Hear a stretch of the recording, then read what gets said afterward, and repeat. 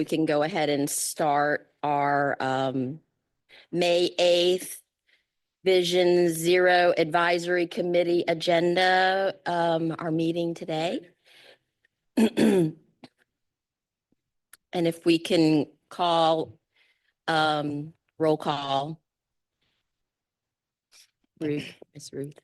At this time, I'm only asking those VZAC members attending in person to respond by saying here when I call your name. Alternates, please also state your name if you are attending on behalf of VZAC representative. As a reminder, please press your microphone button once to turn on and off. Bruce Rosenwig, Here. Mosey Abdurrahmanov, Here. Ted Goodenough, Joan Scaria, Here. Fadi Nazar. Here. Ryan Mugridge is excused. J.C. Beery, Here. David Willock, It's Michael Howe, David's alternate.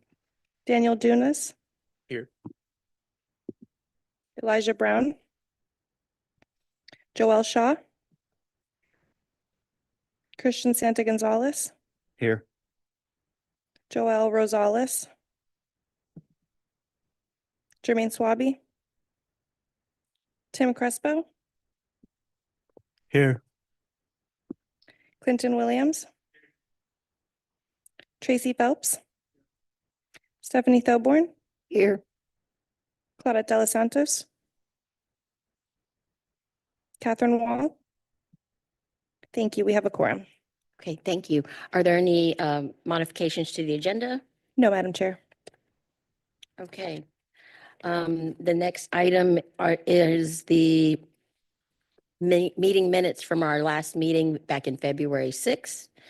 Are there any changes to the minutes? Anything that anyone noticed? No? Okay. Oh, you have okay. I'm sorry, Joanne, I didn't see your card. That's okay. I just have one small edit on page 2. At the top of the page, my name is just missing an N. Thank you. Thank Make you. those changes. Thank you. Can I get a motion to approve the amended minutes? So moved. And a second? I'll second. Christian seconded. Okay, all those in favor say aye. Aye. Aye. All right, those passed, right? Nobody opposed. Okay. General public comments and public comments on agenda items. Instructions on how to provide public comments are included in the agenda. Staff, have any general comments been received? No, Madam Chair. Okay, thank you. Okay, comments from the board. I see Christian over there, and then Tracy. Christian, if you want to start. Absolutely. Good morning, all. I just wanted to comment and share that the Village of Wellington will be hosting a bike rodeo event. It's going to be held on Saturday, May 17th from 9 to 11. It's going to take place at the Wellington Amphitheater, which is at 12300 Forest Hill Boulevard. This is in partnership with the PBSO bike unit volunteers. And we're also having the TPA be in attendance with us. We're going to have bounce houses, food trucks, and many activities. So we're encouraging all that live or are visiting to attend. That's it. Great, thanks, Christian. Tracy? City of Boca, we did a bike rodeo last Saturday. So, and it was very successful. I think we kept it small. We had 60 or 80, 9, 30, 10, 30. I think we had 20 groups, I think, or 20 people per group. I think we had 4 groups, that'd be 80. And I think we had like probably 90% actually show up that registered. It was a success. We gave away a bunch of helmets. We gave away 4 bikes. All the kids enjoyed the little tracks we went out and designed and painted on the parking lot, and Boca Bike Club participated and helped us out. Kittleson and Associates, and we had a couple of bike stores, local bike stores help us out and get with renting bikes or just being there to give a bike if a person didn't have a bike. And we had a food truck, and it was lots of fun for everyone. So I wish best of luck to Wellington. Because I was kind of grumpy about it because I'm an engineer and I want to do engineering stuff and I want to sleep in on Saturday mornings. But after the event, I went home with a smile on my face. I had a good time watching all the young kids have a good time. So, and everybody else everybody had a great time. So, it was a fun day Great. and successful day. So best of luck to you Thanks, guys. Tracy. Mhm. Joanne? Yes, I would just like to share that the City Council of Palm Beach Gardens adopted our updated citywide mobility plan this past Thursday, May 1st, and we're very excited to continue implementing it. Oh, great. Look forward to seeing that.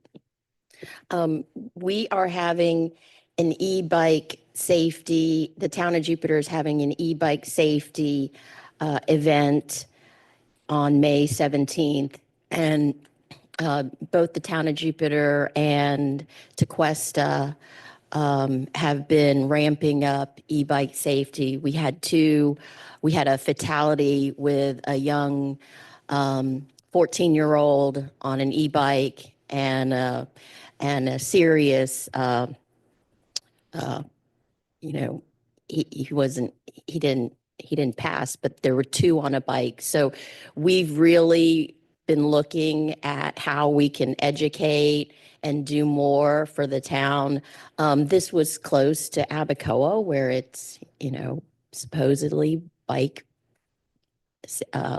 friendly, pedestrian friendly. And a lot of it has to do with, misuse and the speeds of the bikes. And so it was a real tragedy that it occurred. And like my daughter knew the young man who had passed. So we're ramping up education. We're doing all we can to address the issue. They're even actively going out and giving tickets, our police officers, as well as in Tequesta, because it's a real problem. The speeding of those kinds of vehicles can parallel a car. So making sure they are following rules is important. So I think the more we can do on education and getting into the schools would be really helpful. But I just wanted to put that out there. It's May 17th. It's in Abacoa at the Abacoa Community Park. So hope everybody can see that. So the next item, if we don't have any more, anybody else? Michael, nothing? Oh, okay, there, Vadi, thank you. I usually ride my bike twice a week at Okehili Park. And in the past months, I was pleased to see that they built a new area for the young kids, the up and down, the jump and stuff. And I mean, there are a lot of people using it. And the nice thing is to see all of them, they have helmet and those knee pad and everything. And I believe they're also constructing another area in the same park. It looks like to be the same thing. So this is kind of nice to teach kids from a young age to ride, to be properly prepared. Yeah. Okay, cool. Yes, Brian. Just to follow up on some of the comments that we had from the committee, we did hear quite a bit of information from other communities in addition to the communities that we heard from today about e-bike safety. So we're going to look into doing a presentation on some of the most recent statutory changes that we're tracking out of the legislature regarding e-bike legislation sometime probably in September or later, just simply because that's when bills should be kind of finalized and taken effect. But in addition to that, to provide some extra commentary on what Fadi was mentioning, they have a BMX track, but they also have a pump track under construction. Pump tracks are really great because it teaches you how to ride a bicycle without pedaling. So it's a good educational thing. I would encourage you, if you know of any locally, definitely go and check them out because they're very helpful for fundamentals of like bicycle education for young kids. So that's very helpful. So great comment. Thank you, Fadi. Great, thank you. The next item is back to Brian, the VZAC liaison report. If you could provide us an update. Thank you, Chair. And I am going to actually take this opportunity to let you all know that I am going to be handing over my liaison duties to our new senior multimodal planner, Sol Tangvik. So we're really proud to have promoted Sol from our multimodal planner 2 to a senior planner. Congratulations, Sol. Yay. And in addition, we You also didn't tell have me s- that yesterday. we also have this new senior transportation planner. Mopti Masa has been promoted from planner 2 to senior transportation planner. So our 2 new seniors are taking over the roles of liaisons. Sol for the Vision Zero Advisory Committee and Mopti Masa for the Citizens Advisory Committee. So congratulations to both of them. I'll turn the liaison duties over to her. Great. Thanks, Saul. Thank you, Brian. And yeah, thank you all for this opportunity. And this work is not only important to me professionally, but also personally. So I'm very excited about what the power of our minds can do together to make our roads safer for all. So thank you. And I'll go into the liaison report now. So May is National Bike Month, not to be confused with Florida Bike Month, which we do earlier in the year since it's a bit nicer out in March. But there's a host of different events and things that you can participate nationwide. So take a look at bikeleague.org if you want to participate. Yesterday was National Bike Enroll to School Day. We had 14 different schools in the county participate, and the TPA was able to go and witness the students at the Equestrian Trails Elementary School in Wellington. They had some music playing and a bunch of kids rolling in and biking, and they filled up their really cute little bike garage that they have in front of the school. So it was really fun to see. And the bicycle friendly America designations deadline are coming up. So if you know any businesses or communities or universities that want to apply for this designation, please take a look. You can join the TPA as being a gold member proudly. So this is something that we're proud of and hope that more communities in Palm Beach County can join. We have 2 workshops coming up at the beginning of June. First is the Vision Zero Action Plan workshop. It's at the same time that we would have normally had our board meeting next month. So we're hoping that everyone in this room can please attend, put our heads together, and really create a plan for Vision Zero in the county. And then following that, the next day, we have a transit-oriented communities policy workshop. Again, this is getting all of the stakeholders in the county together to figure out how can we best create guidelines for municipalities to develop more transit-oriented communities. So hope you can make those. The Florida Department of Transportation is updating their pedestrian and bicycle master plan, which we'll hear more about later in this meeting. The federal Safe Streets for All grants application is open and the deadline is June 26th. We have 11 communities in Palm Beach County that have benefited from this grant in the past. So please let the TPA know if you're planning to apply. We'd be happy to support you in any way that we can. We've already written a couple support letters for communities who are going after grant money. So please let us know. And then later on in the meeting, we'll also be providing Safe Streets for All updates on what grants have been allocated and how those projects are moving forward. As usual, please subscribe to our newsletter if you haven't already to be updated on all of our latest news and updates. And we also just wanted to remind you all that we post all local events on our events website, and you're probably starting to get a monthly email about what events are going on in the community, so please keep an eye out for those. Lastly, I'm going to share during the Florida Bike Month, which was March, we conducted a survey across the county, and I'm just going to share a few slides with the results of that survey. So as I said, this was conducted throughout the month of March. We got over 102 responses. This is from folks that were out in the community at various events, but we also did outreach online. We got 44 individual map comments, which means folks were able to like look at the county map and be like, this intersection is a problem or this road is a problem, which is just really valuable feedback for us to get as a county. We were really happy to see that, the county is active. It's 75% of folks say they are walking or biking at least once a week. So we know that folks are out there walking and biking. Next slide, please. However, if you see on the graph on the right, folks are not using this mode to commute. We still have a mostly driver commuter population. The cyclist group is growing, but it still doesn't really compare. And it was really interesting to see when we asked folks, what is it that prevents you from cycling more? And an overwhelming majority said they don't feel safe sharing the road. So this is not going to be a news or surprise to anyone in this room, but getting this type of data is helpful for us as we continue to build our case to make roads safer for all users and all modes in the county. So just wanted to share that. And then I also wanted to remind folks, next slide, please. We have this comment map that is on our website, and this is a really important tool because this is the only tool in the county that is collecting feedback in this way, where folks can go identify a location on the map where they've had a conflict or they have a concern. And then what the TPA does is we'll filter through all of those comments and then let each jurisdiction know about what comments have been made on their road so they can do something about it, whether it's county road, municipal road, state road.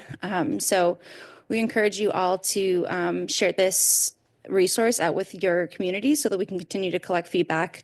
A lot of the decisions that we make reflect what folks are saying on this map. So wanted to continue to get people using it. Thank you. Great. Does anybody on the committee have any comments or questions for Sol? No? Okay, then we'll move on to our one item, which is the draft fiscal year 2026, 2023, 2030 Transportation Improvement Program. And I guess Brian's doing this for Andrew. You get discount Andrew Euler today. Brian Rucher, Deputy Director of Multimodal. Good morning, everybody. Here to present the draft fiscal year 26 to 2030 Transportation Improvement Program. It's been a few months since we met. Our last meeting was in February, so we're happy to have everybody here together hearing about all the wonderful events you're doing. Today's presentation is going to focus on the projects that are going to be hopefully receiving funds in fiscal year 30. So this is the draft Transportation Improvement Program. You're going to see this item this month as an information item, next month as a recommendation item for the governing board. So please take the information that you see and that you consume today, go back to your office, schedule some time with Masi Masa or Andrew, and go over the tip in detail if you have questions, because there's a really great interactive tool that we've launched. We'll get into that at the end of the presentation, but for now, let's do a quick overview. So the MPO has 4 core products, 2 of which are planning products, the Long Range Transportation Plan and the Transportation Improvement Plan. The LRTP is what we just adopted in December of last year. This really brings together our transportation vision, and it does so by looking at the population, jobs, financial forecast, a transportation network analysis, working with all of our communities to identify projects, of which there were over 1,300 identified in the LRTP. And it goes over a 25-year plan horizon. And what we try to do is we try to pinpoint what projects are going to happen in each 5-year phase. And we take those projects and we feed them into our Transportation Improvement Program.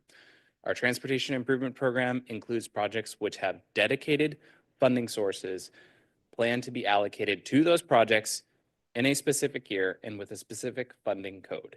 So what that means is over the next 5 fiscal years, you will see the projects with their phase and their funding source, whether they be federal, state, local, or any mix of those in the schedule. It's very important to note that a project that does not have funding is not included in the Transportation Improvement Program.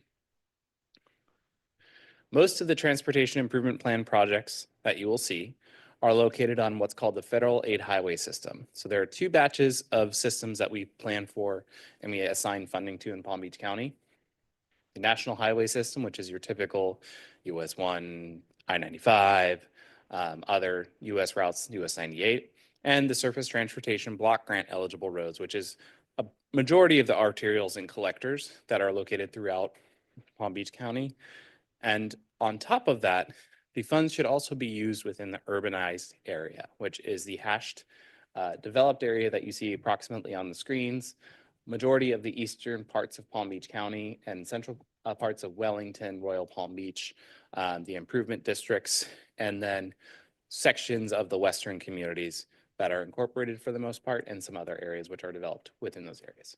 So that's where a majority of the funding that the TPA allocates will go towards. What does a typical transportation improvement plan look at? So right now we are currently in fiscal year 25. That's going to end June 30th. We are looking at the draft plan, which is going to start on July 1, which will be fiscal year 26. Typically, what a project's timing looks at, let's just say a project will take 5 years to get to construction. We have a few years for study, maybe leading up to it. It's just a concept, but then the study's ready to move into the next phase of design. Environmental, right-of-way, construction. These phases can take a number of years, depending on what complexities go into the project, what are the necessities of the project to design and work with the community and get feedback on. But generally speaking, the last fiscal year of these TIP years is what we're going to focus on. And that's called the new 5th year of the TIP. That is fiscal year 30.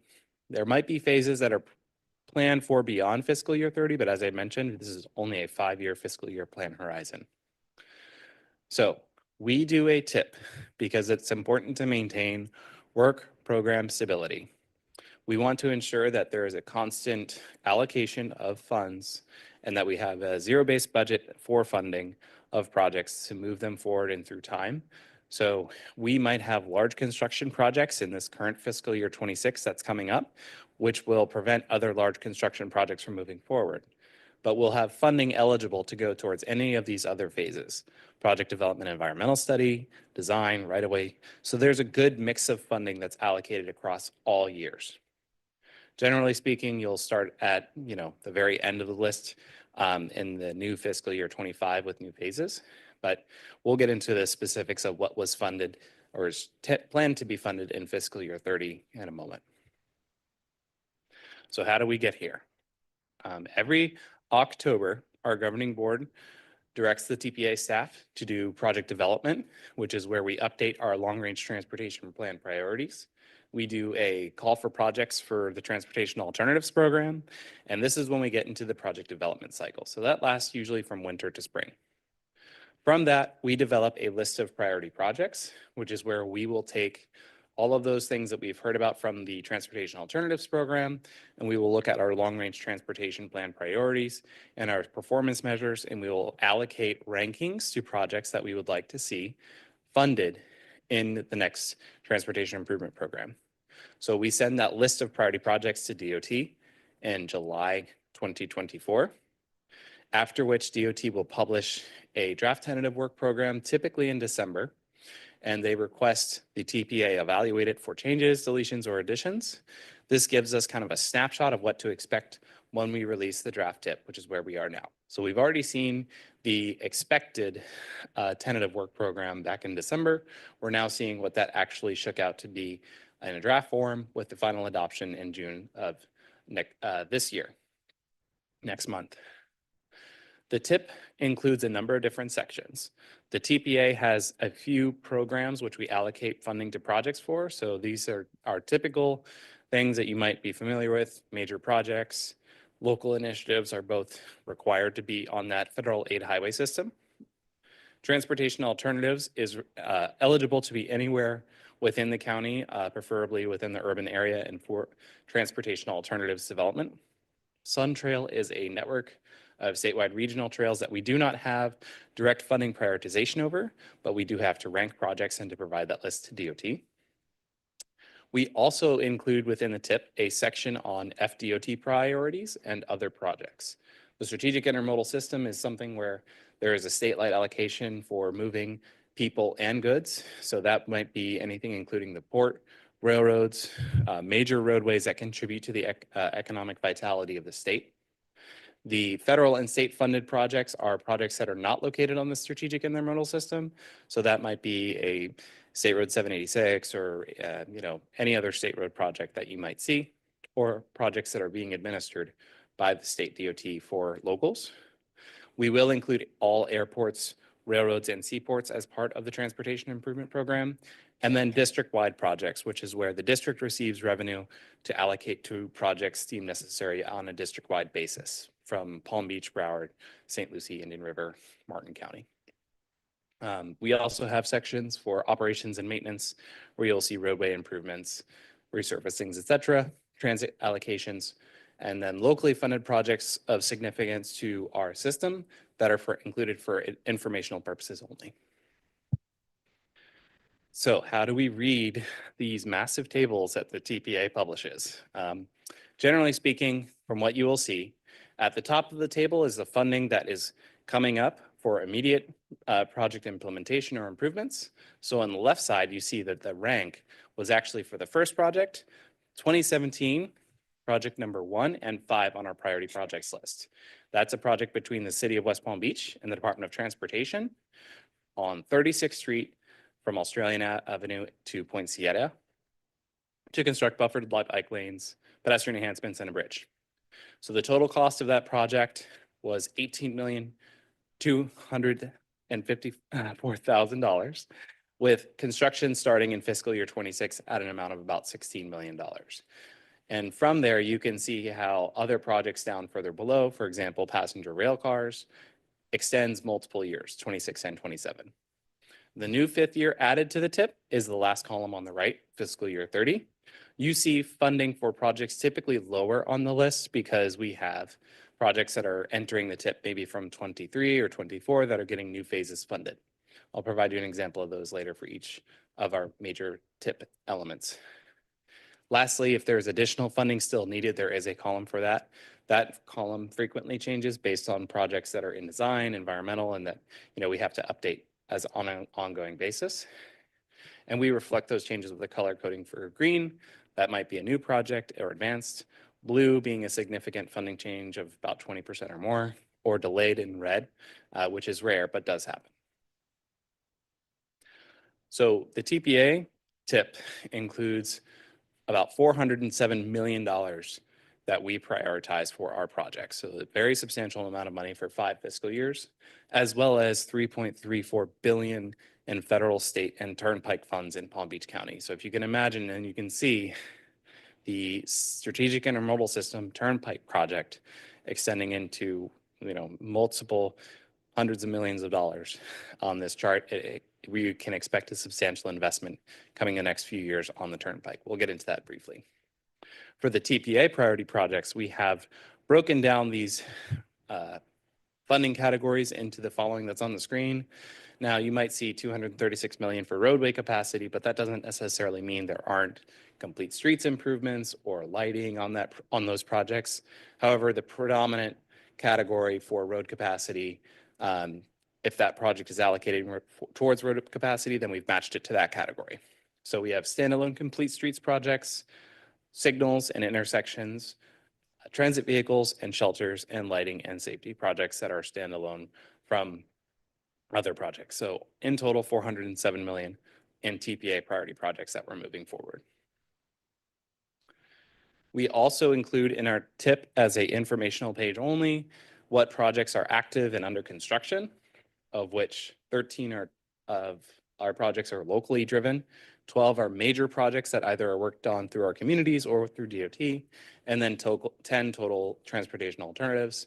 Shown on the screen is image, I believe from yesterday, on Lake Worth Road. So you can see a new active signal at Urquhart, I forget the name designation, with new sidewalks. This is a protected bicycle lane, so there's no protection shown here because it's an intersection, and you need to be able to make the turn movements, but you can kind of see curb a little bit further down the way. We're excited for this. It should have a ribbon cutting in the next month. We also wanted to showcase the projects specifically that received funding allocations in fiscal year 30. So starting with our major projects, this is our largest batch of funding that we are able to offer to our locals and to our major projects. Generally speaking, the funding is about 5 million per project. Starting from the top, not a lane repurposing project. This is a project that is going to widen one side of the sidewalk on 25th to 45th Street in West Palm Beach. An intersection improvement project at Farrell Highway at Spanish River. And then 3 signal projects throughout Palm Beach County. 1 for Palm Beach County specifically, 2 for Boca Raton. So those projects are all expected to receive construction funding in fiscal year 30 according to the draft tip. And 1 project which was accelerated as a request of the governing board for Indian Town Road at Central Boulevard. Project development and environmental study for fiscal year 26.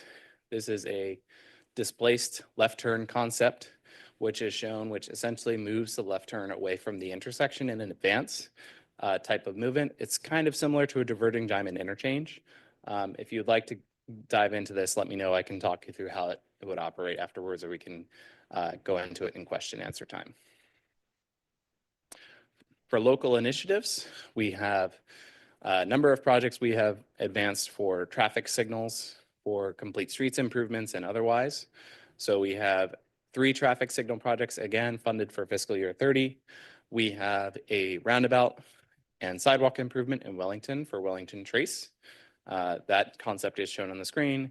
We also have tri-rail service rolling stock, which we have been able to advance to current fiscal year 25. So those funds will be allocated this fiscal year before June 30th. Lastly, from our funding program, we have transportation alternatives. So this is our evaluation from prior year. In fiscal year 24, we ranked 3 projects. Shown on the screen is the Palm Street bicycle lanes from Lake Avenue to US 1 Dixie Highway in West Palm Beach. The example concept is shown on the screen. Essentially, it's repurposing a oversized parking lane into a parking and bicycle lane. Additionally, we funded a 2-way cycle track in Boca Raton on Northwest 2nd Avenue and Camino Real bicycle lanes from Dixie Highway to Federal Highway in Boca Raton in partnership with Palm Beach County as well. So getting to the larger projects, the strategic intermodal system, as I mentioned before, are the roadways which are deemed necessary to critically provide economic development infrastructure for the state. $1.4 billion is allocated towards turnpike capacity projects alone in the TIP, so over the next 5 years, and just over $400 million for I-95 interchanges. We'll get into both of these and showcase what those look like. For our Interstate 95, and I do have a request from the TAC to provide the duration of construction if possible, but for Interstate 95, reading from north to south, you can see that Indian Town Road is at the northernmost section of the county in Jupiter, and then Linton is the furthest most interchange that we have. On the next column to the right of that is the type of interchange configuration that is proposed, so modifying the interchange. We have a couple of tight diamond interchanges, a couple more diverging diamond interchanges, and then fiscal year 26 with a less than, that's projects that are actively underway. So we have 5 projects currently under design for Interstate 95, 3 under construction currently. Next fiscal year at North Lake Boulevard will start its construction project in fiscal year 26, and then 3 in fiscal year 27, 1 in 28, 1 in 29, and then there are 6 remaining construction projects beyond fiscal year 30. So those are not programmed, but we're showing them for illustration purposes. For the Turnpike, as you all aware, there's a number of Turnpike projects that are underway. Southern Boulevard to Okeechobee Boulevard, the West Palm Beach Service Plaza to Southern, Hypoluxo is going to be studied next fiscal year, and then Boynton Beach to Lake Worth. And we have an active ongoing project, which should start this fiscal year, so by June 30th, from Broward to north of Glades Road. All of these predominantly are through line widening projects, with the exception of Hypoluxo Road, which is a new interchange. So that would be primarily 8 or 10 lanes throughout all of Palm Beach County to get you through on the Turnpike. So pretty substantial investment in the county. Lots coming for us in the next few fiscal years. Definitely things to pay attention to, especially if you have design phases which are coming up, and you have trail projects that you might want to get implemented. I know that's been a particular passion of the committee in the past to coordinate those improvements with the turnpike. So what does the next step look like for this committee and the advice to the governing board? Our review period started on April 30th when DOT transmitted the draft tip to us, and will run until the governing board final adoption on June 26th. Our next Vision Zero Action Committee will actually fall in June, but we would encourage you all to work with your TAC counterparts to ensure that they have any project modifications that you would like to see included or requested in the tip to provide them that information, because our next committee meeting is going to be in July. We have a Vision Zero Action Plan workshop in June, so please pay attention to that. I would encourage you to, again, schedule a meeting with Matthew Massa or Andrew Euler. We have a new tip tool where you can very easily see project information. It's shown on the screen in a website format. It's just, you can use a map, you can click on the table and see a full expanded view of what funding phase that we have, meaning design, construction, product development, and environmental, what the funding codes are that are associated with it. For example, surface transportation block grant funding, transportation alternative funding, or other funding sources. All of that information is included on these projects. And it's very easy to even filter by, let's just say, Boca Raton, and have a look at what projects are going to be coming in your area. So strongly encourage you all to check out this website at the tip page on the palmbeachtpa.org website. That, I'd be happy to take any questions. Thanks, Brian. Are there any public comments? No, Madam Chair. Okay. Committee member comments, questions, Fadi? Yeah, in fact, I have one question and one comment. The question is on Broadway. Mhm. I remember we reviewed Broadway, and I think I was even we did some kind of field work. And I thought that the decision was to keep it as a 4-lane section. It will stay as a 4-lane section. It's not, they're going to narrow the travel lanes and widen the sidewalk. So Okay. they'll still have the 4 lanes with the median. Because your typical section was showing it as taking a lane out. Could we pull the presentation back up?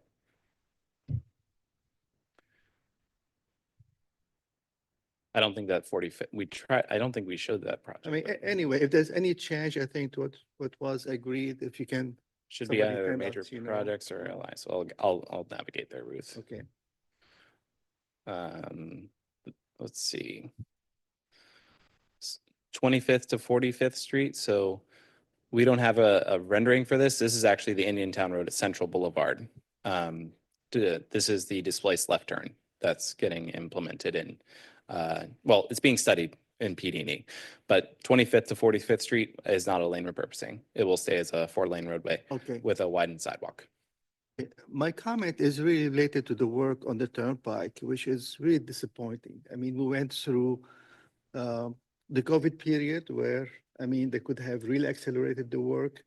They could have created more segment, have more contractor working on it.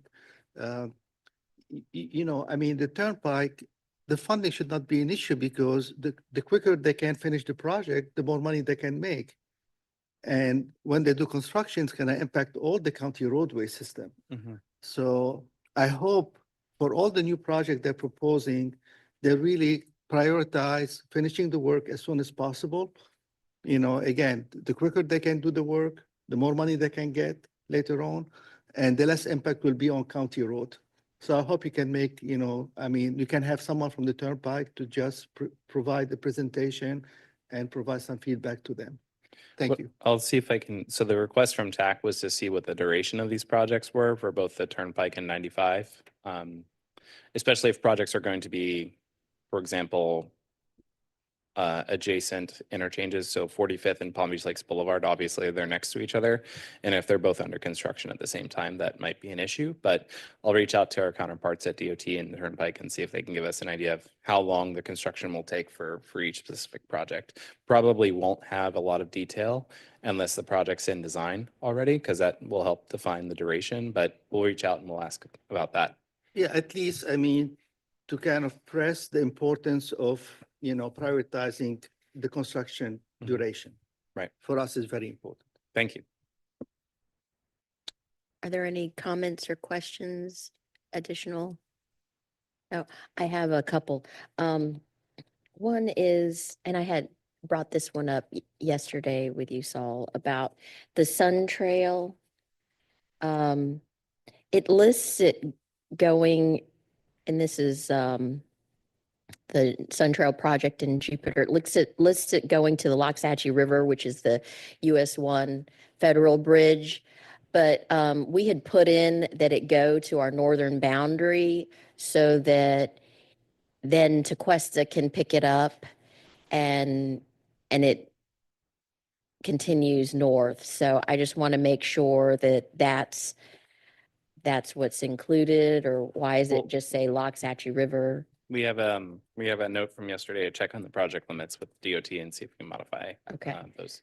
And then just a general comment, when, there's a lot of information in here and for the group and for the public, when you see things and you see what's coming down in the work plan, for example, for our use for the town of Jupiter, we're seeing the turnpike coming in for construction in 2030, but they're starting to do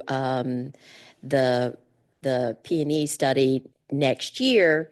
One of the things we've talked about in the past is what are things that are missing? What are things that we need? Well, we've talked about having an underpass or overpass for pedestrian bicycle connectivity so that we can have the lake to Ocean Trail connect through Jupiter, and our missing link is under the turnpike.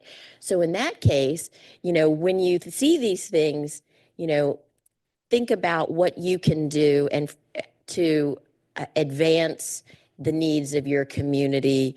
For us, we're rushing to put in our comp plan a modification to our bike ped master plan so that we put in there, just like Brian said, put it in your comp plan.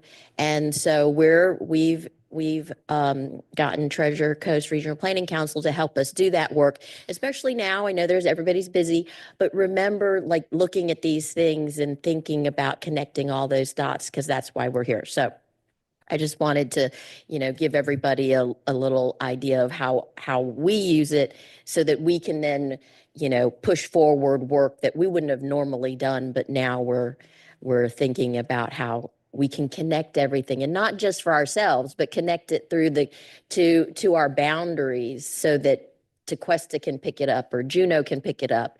And then it becomes this very, eloquent, usable, functional, and then people can ride to work on their bike. So, all these things, just Great FYI. comment. Thank you, Stephanie. Good reminder.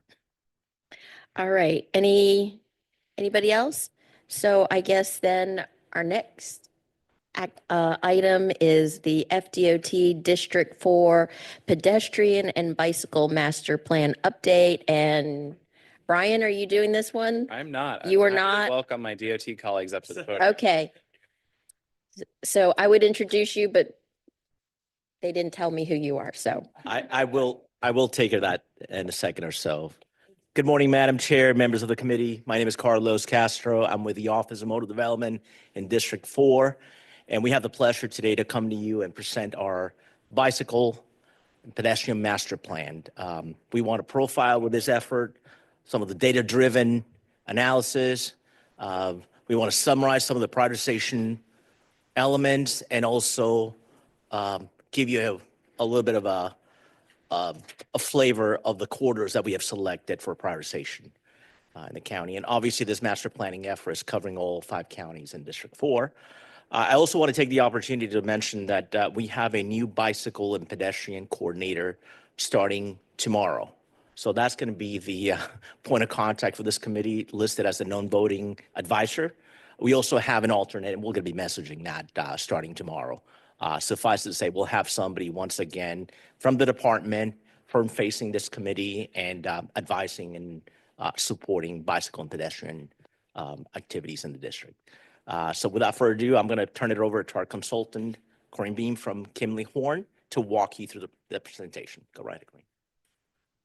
Thank you, Carlos. Good morning, everyone. Again, Corinne Beam with Kimley Horn and Associates, supporting FDOT District 4 on this effort.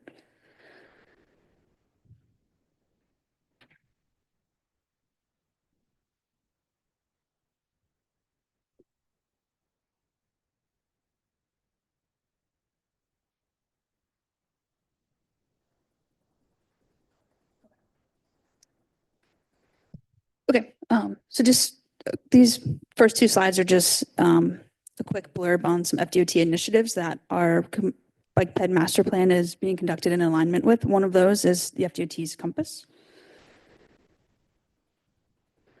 Another quick plug that the Florida Department of Transportation is currently updating the Florida Transportation Plan. So it's a statewide plan for transportation. The 2055 update is currently being prepared, and the department is seeking input from public and private partners on that effort. So if you have any thoughts, feedback, feel free to provide that at the link provided on the slide. So jumping into the bicycle and pedestrian master plan, the purpose of this plan is to update the previous completed pedestrian bicycle master plan for the district that was done in 2018. And this time around, we're really looking to develop context-specific project recommendations for pedestrian and bicycle facilities on the state highway system. So focusing on the state's roadways within the district. We're looking specifically at opportunities to enhance sidewalk connections, update bicycle facilities, identify some potential shared use path options, and also some alternative bicycle routes. This slide, again, just provides an overview on that context-sensitive approach, really focusing on the FDOT's Complete Streets initiatives and context classifications to ensure that the recommendations out of the bicycle and pedestrian master plan align with community context and are appropriate for those facilities. The first step in our process was understanding the existing multimodal network on the state highway system. So taking a look at where sidewalk facilities exist today, where bicycle facilities exist, and what types of bicycle facilities are present. And also taking a look at some other attributes across the district, such as key pedestrian and bicycle destinations, parks, transit stops, schools, and the like. Taking a look at historic crash data that for crashes that involved bicyclists and pedestrians, and then understanding other roadway aspects, such as posted speed and volumes. Two key definitions that we are kind of implementing and building this master plan on are one, gaps. So gaps are instances or segments along the state highway system where a bicycle or sidewalk facility is not currently present. So our recommendation in these gap locations is identifying opportunities for new infrastructure. We're also taking that a step further, if you will, and trying to understand multimodal need throughout the district. In these instances, a bicycle facility or sidewalk may be present, but that current facility might not be appropriate for the corridor or the roadway segments context, or may not be up to standard with current design standards. In that case, there may be an opportunity to update those facilities to enhance multimodal connectivity.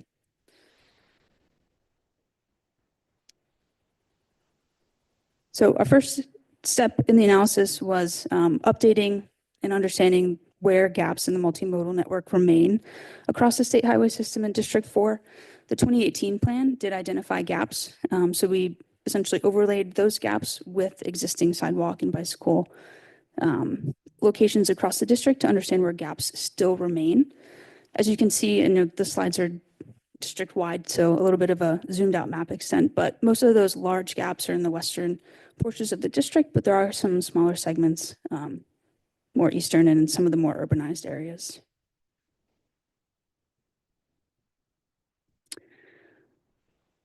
Next, we identified pedestrian needs. So again, these are instances where sidewalk may be present on the state highway system, but where they might not be up to standard or aligned with the current context.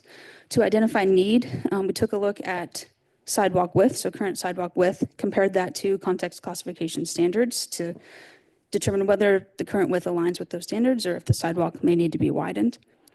And we also took a look at where sidewalk may only be present on one side of the roadway. Again, there is a facility there, but it's not really a complete facility. And again, there's an opportunity or maybe an opportunity to enhance sidewalk connectivity in those locations.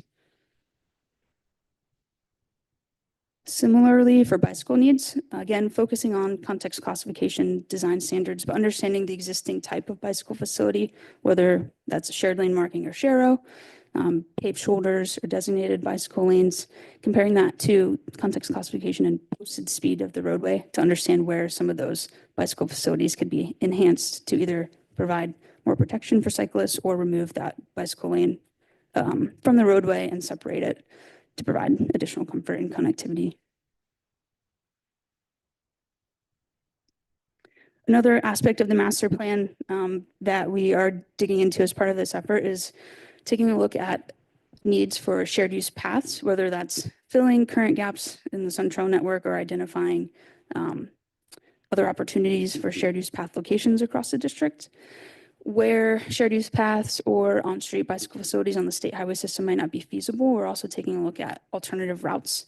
So where there may be options to put that bicycle facility and that route onto the local network to still provide connectivity, but in a more safer, comfortable manner.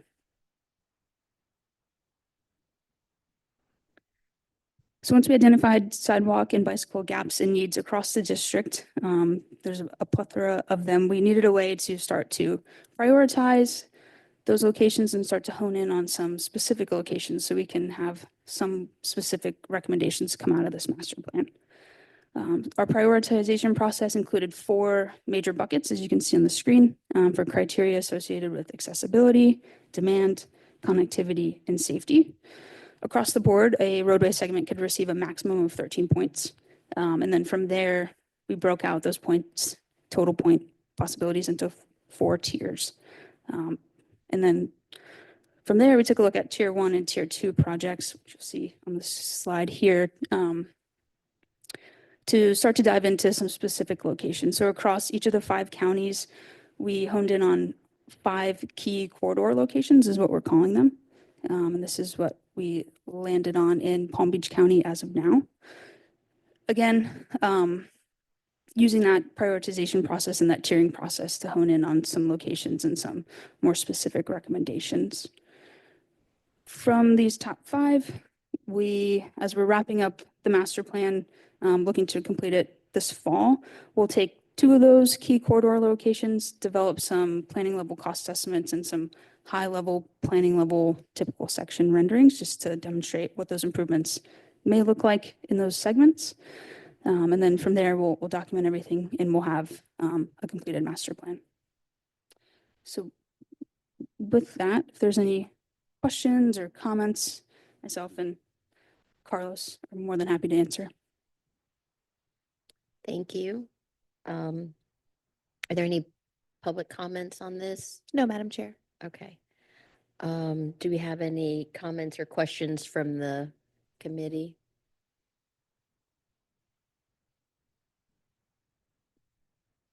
Okay, Tracy, you're first, then Fadi. Use your microphone, please. Thank you. Comment from our traffic, my boss wanted me to ask Naresh, our traffic engineer. Read it because he wrote it down for me so I won't forget it. City contacted FDOT, John Crane, regarding enhancing state corridors to improve bike safety and mobility by providing separated protected bike lanes. FDOT indicated they are in the process of updating the PED master plan and they would evaluate during that time and would get back and contact the city with their findings. And it says no one has contacted us from DOT thus far. So I know there's a project in design on Federal Highway, which is on one of your chosen corridors. And we've been trying to get DOT to do protected bike lanes of some type and add that to that project, and we haven't been successful. So I'm just so that's 2 things that we're kind of confused about at the city. So can I ask you, Tracy, is it a specific project that you're interested in, or is it all state highway corridors in Boca Now, the Raton. first question, we just asked about pretty much all state roads, like US one and Glades Road and, And you have guess two you- projects ongoing we've communicated about recently, Federal Highway as a separated facility, and then I believe A1A is the other project that is a resurfacing project that we've communicated about recently. Mhm. So we'll follow back up with the DOT project managers, I think, for those projects. And then we'll ask John Crane to give city a call again about the rest of the corridors. Yeah. So, Yeah. there. That's a- that's all my- Body? Yeah, my question is, now with the kind of more frequent use of electric bike, electric scooters, have these been taken into considerations? And also on the kind of trade-off between maybe bike lane and bike path, have this been also considered? Sorry, can you repeat the question? I had a little bit of a difficult time understanding. Okay, the first question is, uh, have you considering, the additional use of electric bikes, electric scooters? And the second one is a trade-off between bike lanes and wider sidewalk pathways. So I'll give you an example of a recent proposal internally for the district and in St. Lucie County. We're proposing a improvement for additional sidewalk. That's one option. The other option is a shared use path, and we're looking at the cost to make that recommendation. There's certainly trade-offs of a sidewalk versus a shared use path, and we're also thinking about e-bikes for a shared use path, right? So we're looking at it in our proposals, and certainly we make that recommendation to our leadership to account for the difference of usage, right? We strive for planning and developing our facilities for multimodal accommodations. And I'm hearing, from different sources now that we have a rise in accidents related to e-bikes, e-scooters, right? We're looking at the fundamentals of the data where it's coming from to really pinpoint areas, locations to account for it, right? We're talking with our safety folks, but to your point, we are looking at it. I would have to say we're struggling a little bit on the decisions to prioritize one for the other or really accommodate both users, right? Because you're sharing a path with cyclists, pedestrians, and then you have the other elements with these scooters that perhaps are geared towards a protected bike lane, perhaps, right? Just like bicycles. So, And if I can reply as well, we've been surveying at the Tri-Rail stations over the past month with Kimley Horn and Associates, and we have about 500 people that we've surveyed. But from our observations, I would say we're now well past electrified vehicles getting on the train versus conventional acoustic vehicles. So e-bikes are massively trumping the number of regular bicycles now. So I think that it's due to a number of factors. I think you're right, Fadi, to bring that up. I think, need to definitely think about how we put on-street infrastructure versus off-street bicycle infrastructure.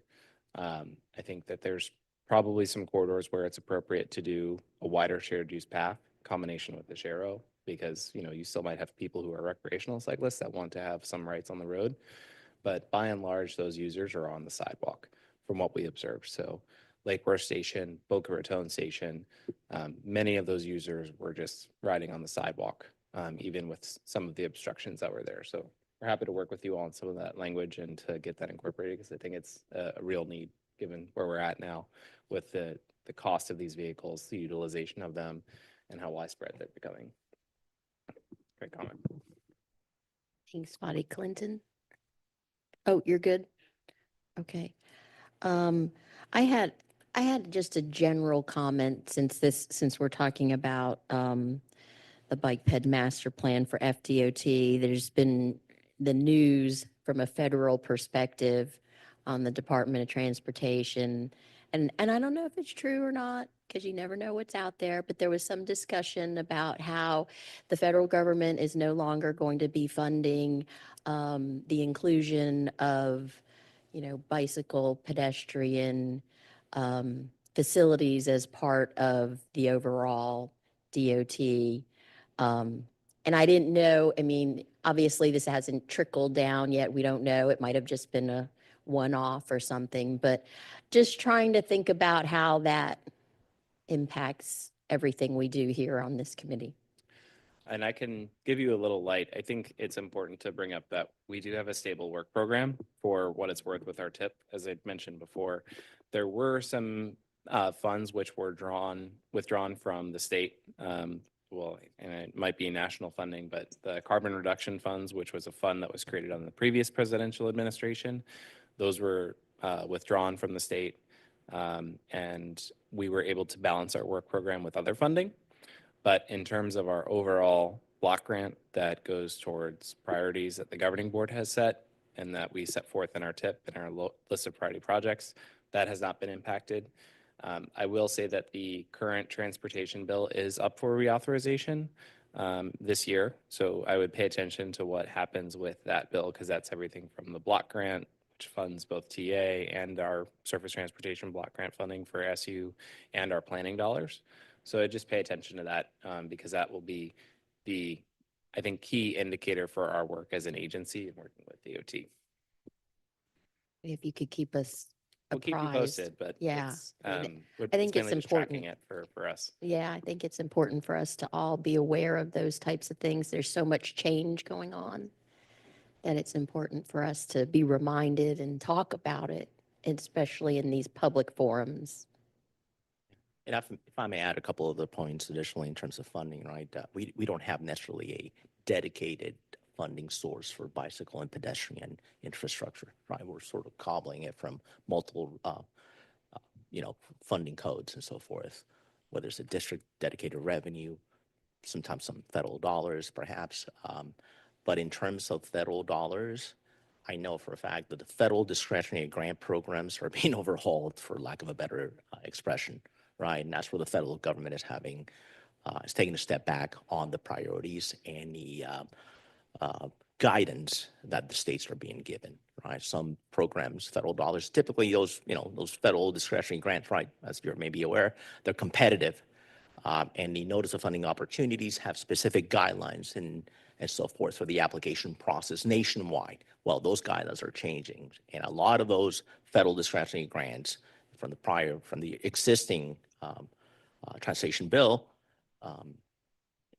they were targeting small communities, small municipalities, cities, counties, and so forth. And we, as a nation, have been relying heavily on those federal discretionary grant programs for bicycle and pedestrian infrastructure. So that's kind of changing, and we're awaiting additional guidance from the federal government. The existing allocations for those federal discretionary grant programs are in place. The guidance in the future may change. Therefore, the evaluation and potential awards to states, counties, municipalities, and so forth, eligible applicants. So. Okay. Well, thank you for that. Anybody else on this item for the DOT pedestrian and bicycle master plan update? If not, we'll keep on moving. Thank you very much. Thank you. The next item is the Safe Streets and Roads for All update, and Brian will. This is actually me. Okay, Brian will update us on the discussion updates countywide. Yeah, so we publish a table every month with SS4A updates, and it has been a few months, and I did get some updates yesterday from a few of our municipalities. But if anybody has any updates they would like to share with the committee on either the upcoming cycle, which is going to close on June 25th, or the status of your ongoing Safe Streets and Roads for All grant, I'd be happy to hear what those are, update this, and we transit this information to our committees and our governing board. So it is really great to have it up to date so that everyone's aware. Most of us live, work, play in Palm Beach County. So while we might work for a municipality, we might be in an unincorporated area. So we want to ensure that we're providing clear and concise information to the public. So Chair, if you would like to facilitate the discussion, that's great. I'm also happy to take on a discussion role if you'd like. Yes, please. Clinton. would like to start. Yeah, so our RFQ for our consultant selection closed on the 5th. So we're now waiting to see who will be selected. Is there an extension that's being considered by the city? Jason mentioned it, yes. I'll follow up with you afterwards. That I'm aware of, no, but sometimes I don't get all that. Thank you. Joanne, thanks, Clinton. Sure, I can share that we have our plan under development with our consultant. Okay, great. That's Kimley Horn and Associates. Kimley Horn. Yep. Good. Do you have an anticipated completion date for that? Yes, they aim to have a draft plan to staff in June. We aim to publish that for public comment over the summer and adopt in the fall. Great, thank you. Yeah, I think it helps to hear the, the, the steps. Where we're at. in each To, of them, yeah. Tracy? Our estimated completion date is now, we'll move back to September for the action plan. And we are still waiting on the US dot staff to finalize our agreement for the demonstration, planning and demonstration. What are you doing for your demonstration? We got quite a few projects. Oh, you have several of them. Yeah. Do you need us to help reach out to FHWA on your behalf? Because we have a local district liaison that we can reach out to. Sure, anything to help. But Do you need the agreement like sent to you, or is it, what's kind of last communication you've had with them, if you don't mind me asking? I can't answer that. That's okay. That'd be We'll Naresh. touch base after, Tracy. Okay. Okay. Mosey? We've reached out to DOT and FHWA as of December for the draft agreement, and we've not yet heard back from them. If you could reach out to the liaison that you guys have to try to get something moving on that. We've heard no response back, and we've reached out multiple times. I'll reach out on your behalf. Thank you. Thank you. Lacey. Anybody else? I had a question. Clinton, are you wanting to talk again? Okay. Oh, Fadi, of course. Yeah, for the action plan we're in the process right now of developing the high injury network, and we're keeping separate networks for vehicles, for pedestrian, for bike, and also separate network for motorcycle. We're gonna start next month, the public outreach. It's gonna have two components, the task force, but also individual meeting with stakeholders. I think they schedule about 20 separate interviews. Regarding the planning demonstration, like Boca, we're just waiting. We're hoping that nothing gonna change, but apparently we have to wait until we get the direction to move forward with it. Has it been helpful with your consultant, to minimize staff time, or how much staff time is still needed in order to accomplish things like individual stakeholder meetings and, public outreach or getting comments and, has it been very helpful with a consultant? I mean, again, we haven't started. It's gonna be in June for the public outreach, and we figured out that, this two kind of process is very helpful, because with individual interviews, relatively speaking, it's less time for the consultant to do all of these than having the wider public meetings. Now, for the task force, I think we're gonna have, we scheduled 2 meetings, and they're gonna be other type of outreaches, with, I think the website and some other activities. But we figured out that combination would keep us within the budget and achieve to reach most people. Tracy? Yeah. For the action plan, you'll need a consultant to do most of the work. You won't have the staff to do all the stuff for the public meetings, and because even our consultants have sub-consultants, and who have sub-consultants and on the public meetings, and they're using all their resources that they have available. So they're doing the load of the work.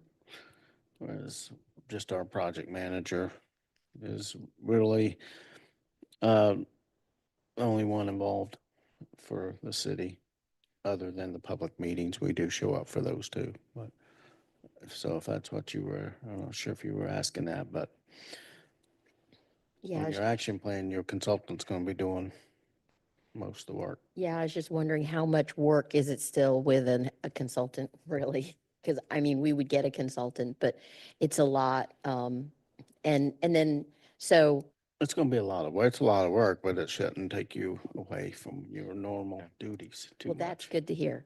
I would say it's probably, for this type of project, it's probably like a 15% allocation on an FTE basis for a city staff person. Okay. And just to give you like a point of reference, it could be more depending on how much money you're allocating to the project and how much, if you were going to do anything in-house, for Right, example. right. So that's what I would guess, about 15 to 20%, just to make sure that throughout the duration of the project, you have someone dedicated to it. Clinton? There was an extension until the 15th. Great. Thank you for confirming that. Okay. So is, just clarifying, I know I asked you this yesterday, Sol, but are there two submittals for, because I recall in November, for some reason last fall, we submitted for the grant. And then there was an earlier one. So I don't know if that's a normal thing, that there will be two grant submittals each year. I mean, this one kind of snuck up on us um, and we're just overwhelmed, but we resubmit again. I'm just wondering, I mean, does it sound familiar to anybody else? I thought it was like They're- November. They usually do have multiple plan cycles for safe streets and roads for all throughout the year. The information is not as clear on when the next plan cycle is going to be. However, I do believe, and based on the website, that there should be a future cycle this fiscal year. Okay. But there's no guarantees. As I mentioned before, there's changes to these discretionary programs, as Carlos alluded to, from FDOT. So just be cognizant that, it takes time to get these things executed as well. I mean, it sounds like the county and Boca Raton have been waiting for well over a year. Boynton has not had contact for 6 months from their FHWA representative. So it does take a lot of time to get these things executed. So if you can allocate a little bit of hours to putting in the application cycle now, you'd probably be better suited for it than later, because there's no guarantee of the future cycles. That's beginning of June. It's June 26th is the deadline. Oh, I thought it was June 6th. That is, I believe, one of the Bike Friendly America designations. So June 26th, 5 p.m. We have a little time. No pressure. Okay. Any more discussion on safe streets? I do appreciate everybody giving their input, sharing their documents so we can copy them.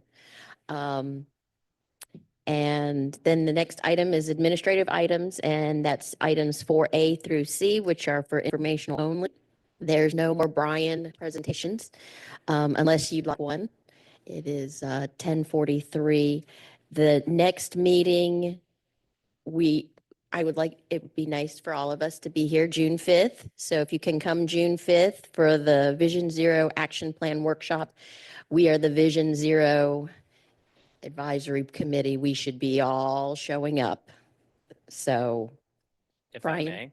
I may, just to give you a preview and a tease of what we're going to have at the workshop. So we have an update to our Vision Zero action plan where we are going to be going over the strategies the TPA is going to take for the next few years with respect to Vision Zero. So we really could use your help, your guidance on if there's anything that you would advise us on.